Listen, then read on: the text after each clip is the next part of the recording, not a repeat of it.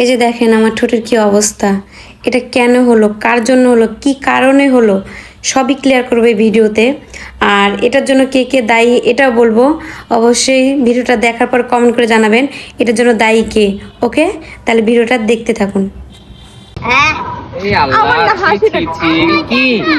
আঠা বের হয়ে গেছে। আঠা তো বের হবে, মুখে ঘা হবে যে। এটা ইয়ার কি কিছু না, মুখে ঘা হবে একবার 100%। মুখ পোড়াই দেবে 100% ঘা হবে না। পুকুর আছে, পানি পানির বোতল আছে, পানির বোতল আছে, এই যে সামনের কাছে পানির বোতল। এটাও ইয়াতে দাও, ক্লিপের মধ্যে দাও। খুলো।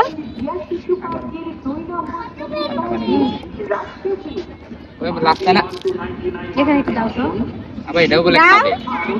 দাও না, দাও না। ভিডিও দেখে একজন পাগলা হয়ে যেত। পান দাও। লাস্টের কি ধাক্কা ছিল।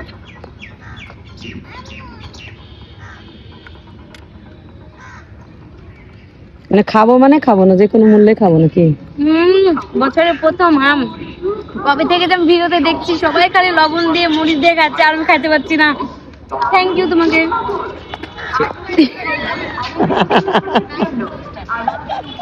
কারণ ওর মুখে লাল পড়ছিল তাই বুঝতে পারিনি। আমি খাই না, তবে লাল।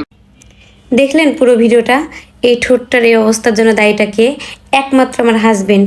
সে যদি আমাকে আমটা না নিয়ে এসে দিত তাহলে আমি খাইতাম না, আমার ঠোঁটের এই অবস্থা হতো না। আসলে এবার বলেন, ফুল ভিডিওটা দেখলেন আপনারা, এখন আপনারাই নিজেরা যাচাই করেন যে দায়ীটা আসলে কে, আমার জামাই না আমি। মানে এত পরিমাণে আঠা ছিল, আঠাতে দেখেন আমার ঠোঁটের কি অবস্থা। তো সবাইকে বলবো এই আম আপনারা ধুয়ে সুন্দর করে কেটে তারপরে খাবেন। আর বাচ্চাদেরকে তো একদমই এমন করে খেতে দেবে না, নাহলে আমার মতো এই যে দেখেন এই অবস্থা হবে। আমি তো ফার্স্টে মনে করেছি যে আমার যশোরটা বের হয়েছে, পরে মনে পড়লো যে না, আমি কালকে তো আম খেয়েছি, আম খাওয়ার পর আমার এই ঠোঁটের এই অবস্থা। তো এই ঠোঁটের অবস্থার জন্য একমাত্র শুধু আমার হাজবেন্ডই দায়ী। যাই হোক, জামাইকে নিয়ে অনেক কথা বললাম, জামাইকে অনেক দোষারোপ করলাম। আসলে দোষটা আমারই, কারণ আমি না ধুয়ে খেয়েছি আমটা।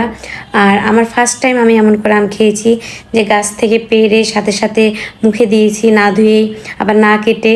তো সে কারণে আমার ঠোঁটের আজকে এই অবস্থা, আঠাটা লাগার কারণে। কারণ গাছ থেকে পেড়ে সাথে সাথে আমি মানে মুখে দিয়ে কামড় দিয়ে দিয়েছি। আর অনেক অনেক আঠা বেরিয়েছিল, আসলে বুঝতে পারি না যে আমার ঠোঁটের এই অবস্থাটা হবে। তো এটার জন্য পুরোটাই দায়ী হচ্ছে আমি। তো আজকের ভিডিওটি এই অবধি। সবাই ভালো থাকবেন, সুস্থ থাকবেন, আর সবার বাচ্চা কাচ্চাকে দেখে রাখবেন যেন এমন করে আম না খায়, নাহলে কিন্তু আমার মতো ঠোঁটের এই অবস্থা হবে। ওকে, টাটা।